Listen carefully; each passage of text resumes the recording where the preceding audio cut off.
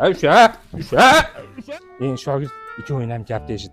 Nima qilib bo'lsa ham kecha o'g'irlagan pulni joyiga qo'yishimiz kerak. Egasi bilib qo'ysa. $100 mi, ha? Nima qilib olsak bo'ladi? Qisqasi sen kichkintoy. Qora paketni ushlab turasan. Sen hali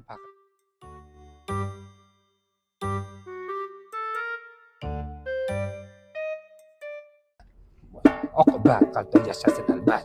Vaqt o'tib do'stga do'st muhtoj bo'ladi albat. Rahmat aka. Do'stga do'st muhtoj bo'ladi. Sen pulni bilanini qil. Pulni bilan sekin bos. Oqibat qalbda yashasin albat. Vaqt o'tib do'stga do'st muhtoj bo'ladi albatta. Ustiban o'sha. O'xshamadi. Akalar, shu $100 uchun kiradinglarmi? Ha-da. Akalar, bu $100 yutib olish sharti oson. Bizni magazinimizni Instagram, TikToklarda storiesga qo'yib reklama qilasizlar. Kimda aktiv prosmotrlar ko'p bo'lsa, shu $100 shu insonga sovg'a qilamiz. Unda reklama qilib sen bo'lar ekan-a? Xo'p, akalar, Aravonimizda yana bitta telefon magazin ochilibdi. Shu do'konda reklama qilyapmiz. Podдержкani bosib borasizlar. Bu do'konimizda telefon, aksessuar, qo'l soatlari hamda atirlar ham bor ekan.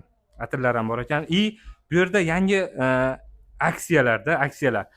Mana bu tarelkasiga qog'ozlar, жеребьевка qog'ozlar qo'yib qo'ygan. Bu do'konga kelib 300 so'mdan oshiqli tovar olsangiz, bitta qog'ozni tanlaysizda, har birida sovg'a salomlari bor.